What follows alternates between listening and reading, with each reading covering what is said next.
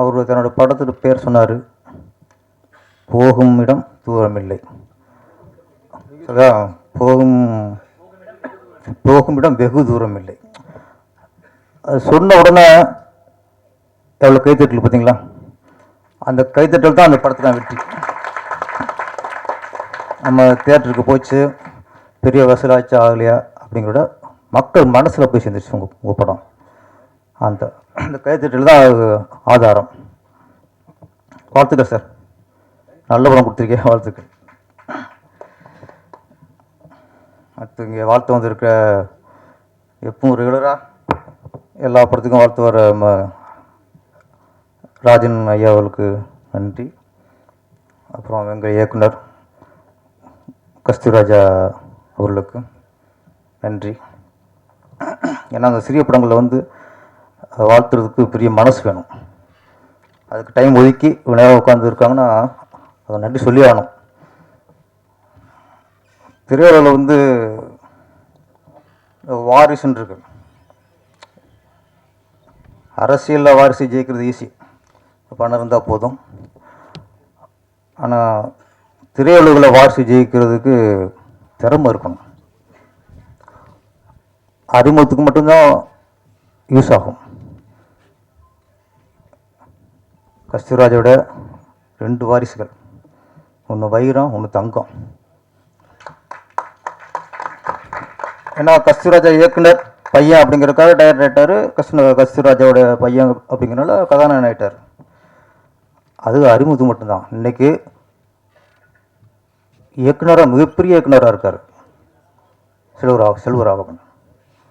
நடிகரில் இன்றைக்கி தவிர்க்க முடியாத மிகப்பெரிய விதத்தில் இருக்கார் தனுஷ் சார். இந்த வெற்றிக்கு காரணம் திறமை திறமை திறமை திறமை. அடுத்து இன்னொன்று, திறமை இருந்தால் மட்டும் பத்தாது, வெறி வேணும். ஜெயிக்கணுங்கிற வெறி, ஜெயிக்கிட்டே இருக்குங்கிற வெறி வேணும். ஒரு படம் 2 படத்துக்கு அப்புறம் நம்ம அப்பாவை மறந்துடணும். நம்ம ஜெயிக்கணும், நம்ம பெரிய இடத்துக்கு போகணுங்கிற அவங்களுக்கு அந்த வெறி இருந்தால் தான் இவ்வளோ பெரிய இடத்துக்கு வர முடியும். அதனால் சினிமாவில் வாரிசுகள் ஜெயிக்கணுங்கிறது சாதாரண விஷயம் இல்லை. அந்த அசாதாரண வளர்ச்சி தான் இன்றைக்கி தனுஷ் சாருக்கும் செல்வராகவன் சாருக்கும். அப்படி 2 பேரை கொடுத்த கஸ்தூரா சாருக்கு நன்றி.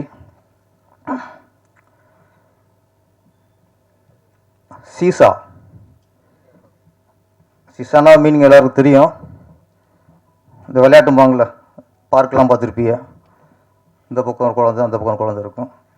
ஏற்று இறக்கு அப்படின்னு விளையாட்டு. அது விளையாட்டுலே சிறந்த விளையாட்டு சீசா. ஏன்னா மற்ற விளையாட்டுலாம் வெற்றி அடையுது ஓகே, ஒருத்தன் தோக்குறத நம்ம விரும்புவோம், ரசிக்க மாட்டோம், விரும்புவோம். இதுதான் ஒருத்தன் இறங்கும்போது ஏறவன் ரசிப்பான், திருப்பி இறங்கும்போது அவன் ரசிப்பான். ஏறி இறங்கும்போது இந்த விளையாட்டில் அற்புதமான விளையாட்டு.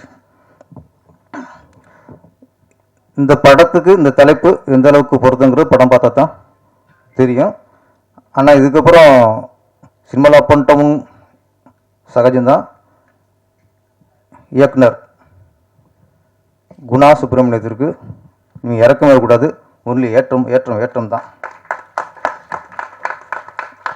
அவர்கிட்ட பிடிச்ச விஷயம் பக்தி, கடவுள் பக்தி. நம்ம ஒரு இயக்குனராக முயற்சி பண்ணுறோம். அப்போ ஒரு பிடிச்சிட்ட தொடர்ந்து 10-15 முயற்சி பண்ணி அதுக்கப்புறம் அப்பாயின்மெண்ட் வாங்கி அதுக்கப்புறம் அவர்கிட்ட கதை சொல்லி அந்த கதை பிடிச்சி போய் அந்த படத்து மூலமாக ஒருத்தர் இயக்குனர் ஆனார்னா நம்ம அங்கே கடவுள் நம்பணும்னு அவசியம் இல்லை, முயற்சி. அவருக்கு அது நல்லா இருக்குது, அவருக்கு திறமை இருக்குது. அந்த திறமையை புரிஞ்சுட்டு தயாரிப்பாளருங்கிற யார், சினிமா தொழில் உள்ளவர், படம் பண்ணுறவர். அது ஒரு வியாபாரம். அப்போ இந்த கதை சரியாக வரும்ட்டு வியாபாரத்துக்கு அந்த கதையை ஓகே பண்ணி அவரை இயக்குனர் ஆக்குறங்கிறது அந்த இயக்குனரோட திறமை தான், முயற்சி தான். இன்றைக்கி எங்கே கடவுள் பக்தி வேலை செய்யுதுன்னா, இங்கே இருக்க தயாரிப்பாளர் டாக்டர் செந்தில்வேலனும் அவர் திரைப்பட தயாரிப்பாளர் அல்ல, அவர் தொழில் டாக்டர். இவர் இங்கே ஒரு பேஷண்ட்டாக போனவர்.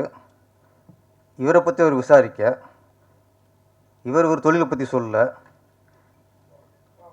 அங்கே ஒரு டாக்டர் வந்து இவரை டைரக்டர் ஆக்குறார். அங்கே தான் கடவுள் இருக்கார்.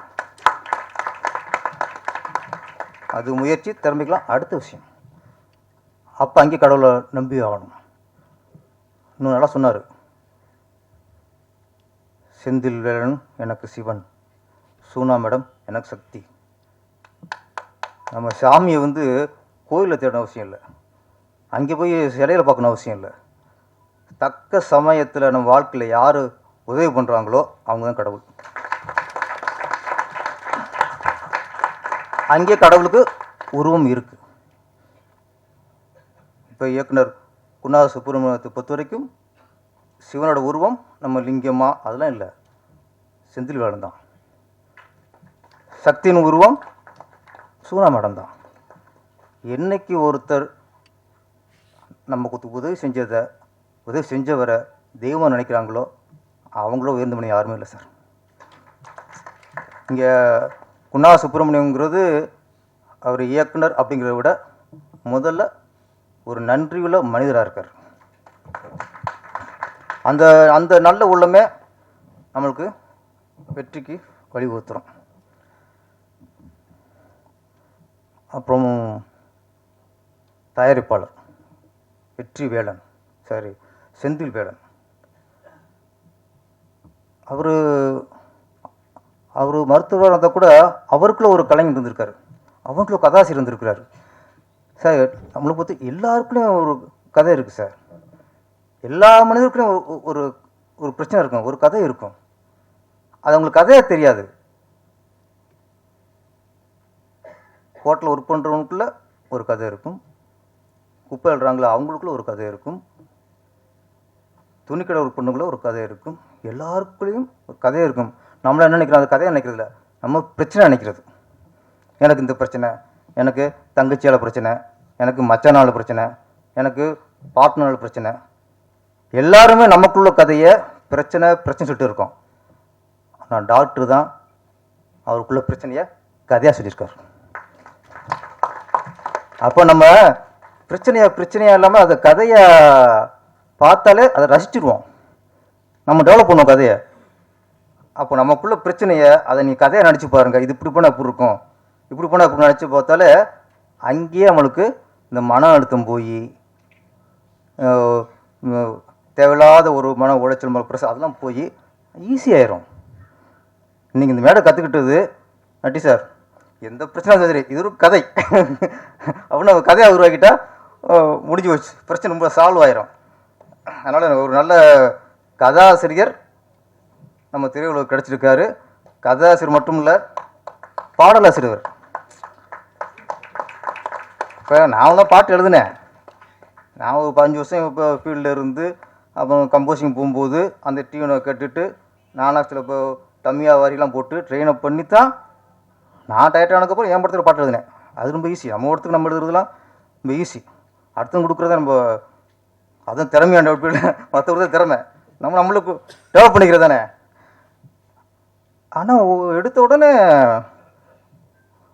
கதை, அடுத்து பாடல்.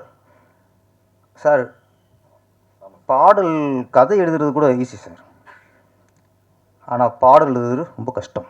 அது எழுதுறதுன்னு தெரியும். அதுவும் இப்போ உள்ள மிஸ்டர்லாம் அவங்க போகிற டியூனுக்கு வார்த்தையை போட்டு ரொம்ப கஷ்டம்.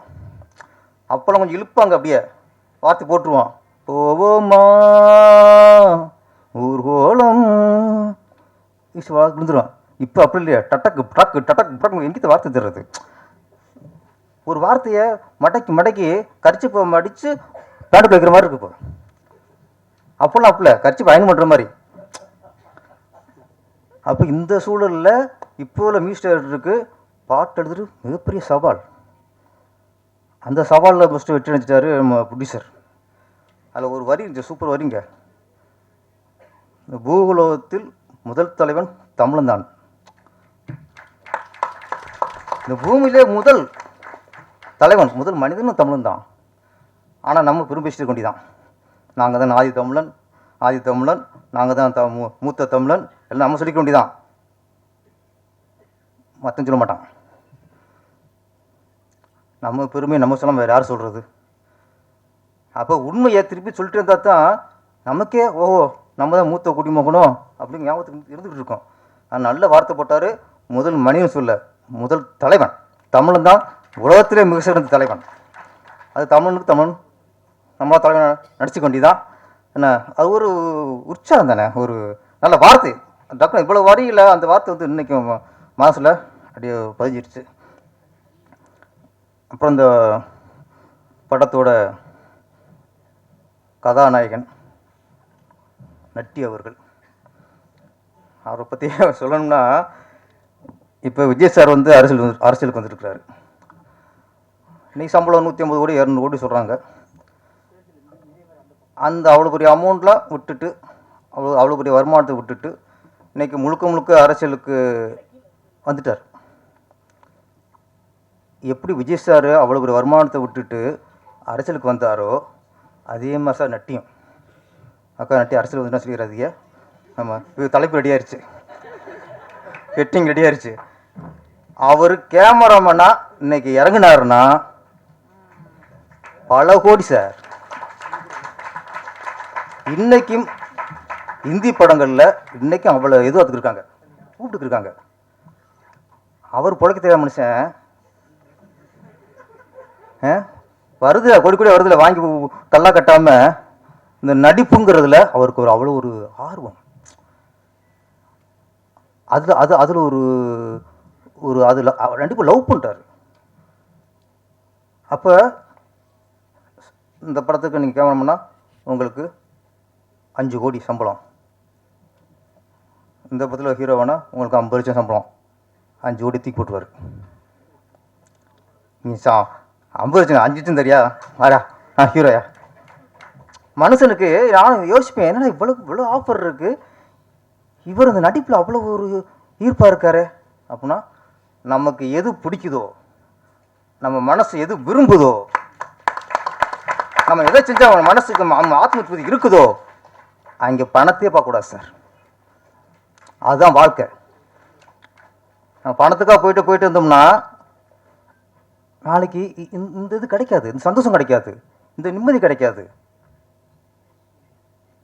அப்போ குழந்தையாக இருக்கும்போது அது என்னத்தை இது விரும்புதோ அதை கொடுத்தா தான் அது சந்தோஷம். அன்னைக்கு விரும்புகிறத 20 வருஷம் கொடுத்தா சாப்பிடுமா? குழந்தையாக இருக்கும்போது அதுக்கு ஸ்வீட் பிடிக்கும், லட்டு கேட்கும், சிலேபி கேட்கும், எல்லாம் கேட்கும். ஆப்பிள் சேர்க்கணும் சுகர் வந்துடும். சுகர் வரும்போது சிலேபி கொடுனா தூக்கி எரிஞ்சிடுவாங்க. அப்போ அந்தந்த நேரத்தில் என்னென்ன கிடைக்குதோ, எது மனசுக்கு பிடிக்குதோ அங்கே லாபம் நஷ்டம் பார்க்காம மனசுக்காக வாழ வேண்டும், மனசுக்காக வாழ வேண்டும். எனக்கு தெரியும் நட்டி சார் இந்த ஒரு 5 வருஷத்தில் அவர் எத்தனை கோடி இழந்திருப்பார்னு எனக்கு தெரியும். ஒரு அசுரன் வா மகாராஜா, நான் தான் மகாராஜா அவருக்கு நடிச்சா அவர் மகாராஜா. அவர் கேமரா போனால் அங்கே மகாராஜா இல்லை, அங்கே படை வீரனாக இருக்கலாம், தலைவர் இருக்கலாம். ஆனால் அவர் மகாராஜா இருக்கணும்னு நடிப்பார் சார். இன்னொன்று அவர் ரொம்ப பிடிச்ச விஷயம், பெரிய டைரக்டரு சின்ன டைரக்டரு, பெரிய ப்ரொடியூசரு சின்ன ப்ரொடியூசரு, இந்த தராதரமும் பார்க்க மாட்டார். கதை நல்லா இருக்கா? இன்னொன்று அவர் வந்து ஒரு இயக்குனருக்கு கால்ஷீட் கொடுக்குறாருன்னா கதைக்காக மட்டும் கொடுக்க மாட்டார். கதை சொல்லும்போதே அந்த டைரக்டரோட குணத்தை பார்த்துருவார் ஃபஸ்ட்டு. இந்த படத்தை பொறுத்த வரைக்கும் இந்த கதையும் தாண்டி நம்ம குணா சுப்பிரமணியத்துக்காக இந்த படம் பண்ணியிருக்கார் சார். அதான் உண்மை. எப்படி நான் சொன்னேன்னா, கஸ்தூராஜா மகானாக இருந்தாலும் தனுசுக்கு அந்த வெறி இருக்குல்ல சார். இன்னைக்கு உச்சத்து போயிட்டார். இன்றைக்கும் ஒவ்வொரு உடம்பு பார்க்கும்போது ஒரு நடிகரை பார்க்க முடியல, அது படத்தை வெளியினத்தை பார்க்க முடியுது, அவ்வளோ உழைப்பு தெரியுது. அதே மாதிரி நட்டி சார் இப்போ எப்படி வாரிசுன்னு சொல்லும்போது அதே மாதிரி நம்ம ஆதேஷ் பாலா அது அப்பா நகைச்சுவை நடிகர், அவரும் வாரிசு தான். ஆனால் இன்ன வரைக்கும் அவரை செதுக்கிட்டே இருக்கார். அவர் திறமை இருக்குது, இன்றைக்கி செதுக்கிட்டே இருக்கார். ஏதோ ஒரு ரூபத்தில் ஏதோ ஒரு வித்தியாசமாக போய் மக்கள்கிட்ட போய் சேர்ந்துடணும்ட்டு இந்த வெறி இருக்கணும். இந்த வெறி இந்த யூனிட்டை பொறுத்த வரைக்கும் ஒரு நல்ல ஒரு இயக்குனரை உருவாக்கணும் அப்படிங்கிறது ப்ரொடியூசரோட வெறி. ப்ரொடியூசரை நம்மளை நம்பி படம் கொடுத்துட்டாரு. அந்த படத்தை நல்லா செதுக்கி மிகப்பெரிய வெற்றி அடைய வைக்கணுங்கிறது இயக்குனரோட வெறி. Mister 3 sir Sarankumar 3 song super. ஆனால் நீங்கள் நான் சொன்ன மியூசிக் அது வேறு, அதுக்காக நீங்கள் கோஷிக்காதீங்க. நீங்கள் அழகாக ரசிக்கிற மாதிரி போட்டிருந்தீங்க. எப்பவுமே ஒரு இசை கேட்கும்போது காதில் மட்டும் வண்டு கத்துற மாதிரி கூடாது, ஹார்ட்டுக்குள்ளே அந்த ஹார்ட் பீட்டோடு அதை ரசிக்கணும், ஹார்ட்டுக்குள்ளே உட்காரணும். இது நான் 3 சாங் நல்லா இருந்துச்சு. நீங்கள் நல்ல மியூசிக் நான் சொல்கிற அந்த வேறு அது நல்லா இருந்துச்சு. நிஷாந்த் நல்லா பண்ணியிருந்தீங்க, சூப்பர். பாடினி ஓகே பேர், ஓகே பாடினி நல்ல ஒரு தமிழ் பேர். பாடுனி அப்படிங்கிறது வேறு, பாடினிங்கிறது வேறு. என்ன பாடினா அது பாடகராயிரும், பாடினா கவிஞராயிரும், இவ்வளோ வித்தியாசம் தானே. ஆமாம், இவங்க வந்து ஒரு கவிதையை தான் பேரை வச்சுருக்காங்க பாடினின்ட்டு. ஆமாம், இந்த மொத்த யூனிட்டும் இந்த படத்தின் வெற்றி மூலமாக மிகப்பெரிய இடத்தை அடைய வேண்டும். தொடர்ந்து செந்தில் வெற்றிவேலன் அவர்கள் தொடர்ந்து வெற்றி வந்துச்சு பாருங்க. அது பேர் சொல்லும்போது செந்திலும் போது வெற்றி வேலைங்கும் போது அங்கேயே வெற்றி ஆட்டோமேட்டிக்காக நான் பலவட்டம் சொல்லிட்டோம், வெற்றின்னு அது படிச்சுன்னு சார். செந்தில் வேலன் ஆகிய வெற்றிவேலன் மிகப்பெரிய வெற்றியை கொடுக்கணும். அடுத்த படத்தில் எங்களை போல் ஒரு பாடலை சேர்க்கும் ஒரு பாட்டை கொஞ்சம் அப்படி தூக்கி போடுங்க அப்படியா. நன்றி, வணக்கம். படம் மிகப்பெரிய வெற்றியுடைய வாழ்த்துக்கள். நன்றி.